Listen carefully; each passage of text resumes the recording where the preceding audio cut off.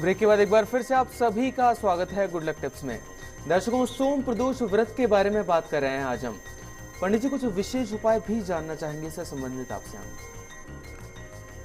आइए जानते हैं सोम प्रदोष के दिन किए जाने वाला एक विशेष प्रयोग। बहुत ध्यान से सुनिएगा, बहुत ही दुर्लभ प्रयोग आज मैं आपके लिए लेकर आया हूं। तो क्या आपको पग पग पर बाधाओं का सामना करना पड़ता है, हर्डल्स का सामना करना पड़ता है? क्या आप बेरोजगार हैं, लाख प्रयास करने के पश्चात भी आपको मनचाही नौकरी नहीं मिल पा रही है? क्या आपका व्यापार बहुत ज्यादा मंदा चल रहा है, दिन भर दुकान पे बैठे रहते हैं, ग्राहक आते हैं लेकिन शाम तक भी गल्ला खुलता नहीं है, कैश का 1 रुपया भी नहीं आता है? क्या आपको अपना स्वयं का मकान बनाने में अड़चनों का सामना करना पड़ रहा है? क्या आप अपने पुत्र अथवा पुत्री के विवाह में हो रही देरी से चिंतित हैं?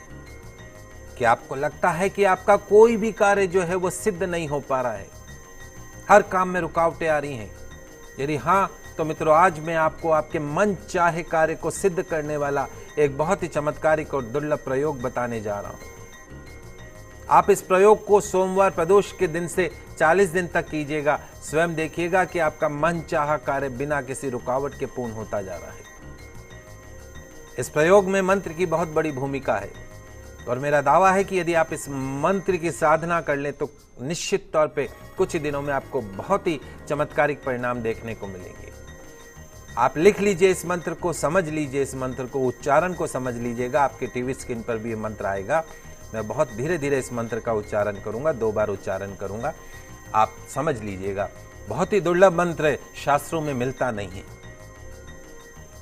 ओम श्रीम क्लीम लूम व्योम श्रीम श्रीम मम सर्व कार्य सिद्धिम कुरु कुरु नमः। पुनः उच्चारण सुनिए। ओम श्रीम क्लीम लूम व्योम श्रीम श्रीम मम सर्व कार्य सिद्धिम कुरु कुरु नमः। एक बार पुनः उच्चारण बता देता हूं, बहुत ही दुर्लभ मंत्र है। ओम श्रीम क्लीम लूम व्योम श्रीम श्रीम मम सर्व कार्य सिद्धिम कुरु कुरु नमः। आप समझ गए होंगे। तो प्रातः नित्य क्रम से निवृत्त होकर पूर्ण श्रद्धा से भगवान परमेश्वर शिव का, शंकर का ध्यान कीजिएगा। शाम को स्नान करने के पश्चात सफेद वस्त्र धारण कीजिएगा। यथासंभव सफेद आसन का ही इस्तेमाल कीजिएगा। उत्तर दिशा की तरफ मुख करके भगवान शिव का पूजन कीजिएगा। शिव के पूजन के पहले मस्तक पर, अपने मस्तक पर चंदन अथवा भस्म का त्रिपुंड लगा लीजिएगा।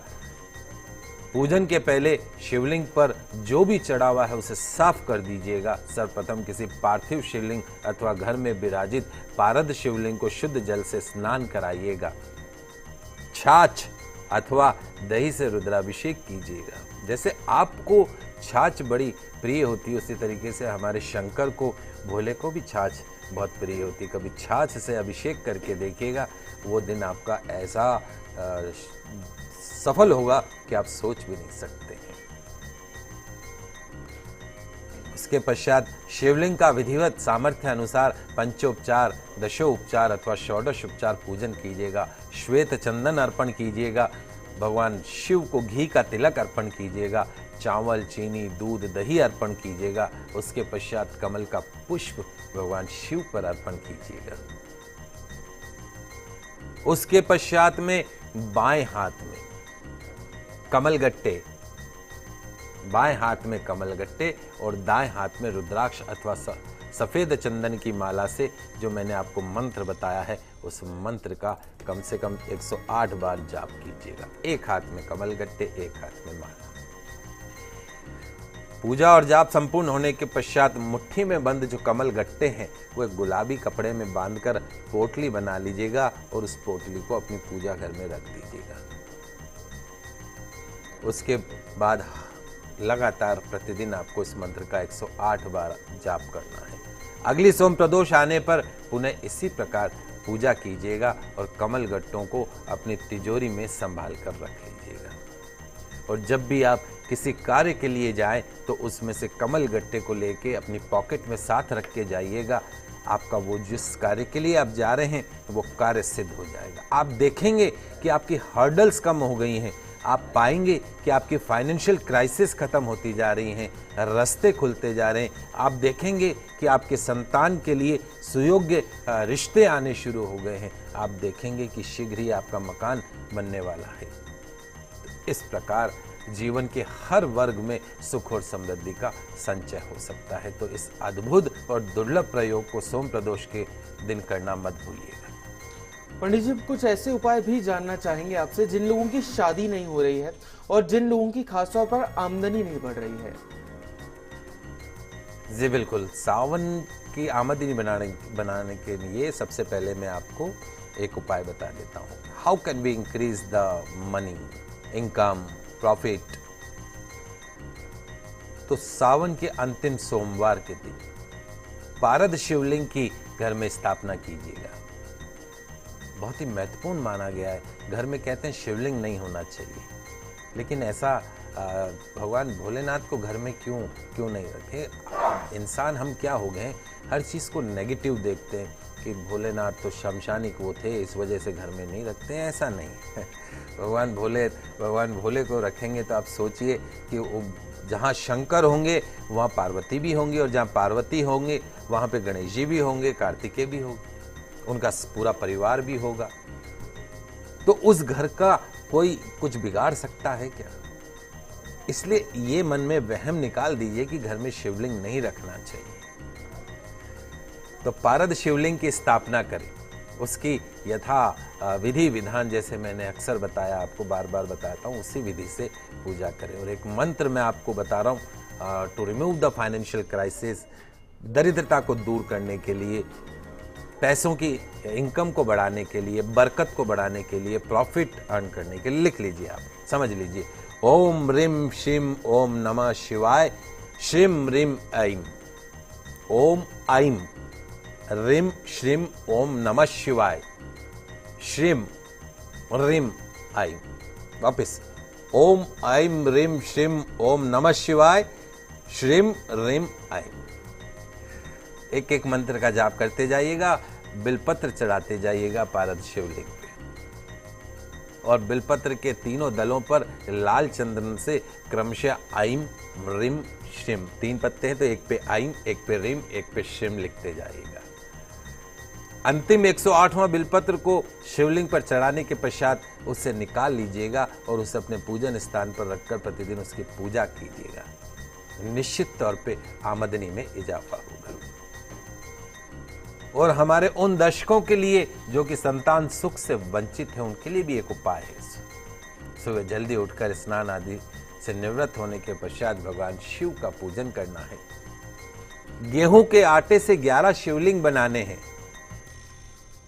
और प्रत्येक शिवलिंग का अभिषेक करना है। 11 बार जलाभिषेक करना है। उस जल का कुछ भाग प्रसाद के रूप में स्वयं पति पत्नी को ग्रहण कर लेना है। यह प्रयोग जो है लगातार 21 दिन तक करना है। गर्भ की रक्षा के लिए, संतान प्राप्ति के लिए गर्भ गौरी रुद्राक्ष भी धारण करना चाहिए। शुभ मुहूर्त को देखकर धारण कर सकते हैं। बीमारी ठीक करने के लिए भी एक उपाय है। सोमवार को पानी में दूध और काले तिल मिलाकर भगवान शिव का अभिषेक कीजिएगा। अभिषेक के लिए तांबे के बर्तन को छोड़कर किसी अन्य धातु के बर्तन का उपयोग कीजिएगा और अभिषेक करते समय ओम जुम सम जुम सम जुम सम जुम सम जुम सम जुम सम, त्रिअक्षरी मंत्र ओम जुम सहा, और नहीं तो बम बम बम बम बम बम बम बम बम बम बम बम, इस मंत्र का जाप करते रहिएगा। आर्थराइटिस, गठिया जैसी बीमारी को दूर कर सकते हैं आप से बम बम बम बम बम बम बम बम का जाप करके। मेडिकल साइंस फेल है, उसके पास कोई इलाज भी नहीं है गठिया जैसी बीमारी का, लेकिन एक शब्द खाली बम बम बम बम आपकी गठिया जैसी बीमारी को दूर कर सकता है। 40 दिन करके देखिएगा और फोन करके बताइएगा कि पंडित जी इतना फायदा हुआ है।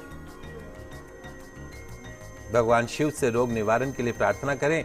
हर सोमवार को रात में 9:15 बजे के पश्चात में गाय के 5.25 कच्चे दूध से शिवलिंग का अभिषेक करने का संकल्प करें।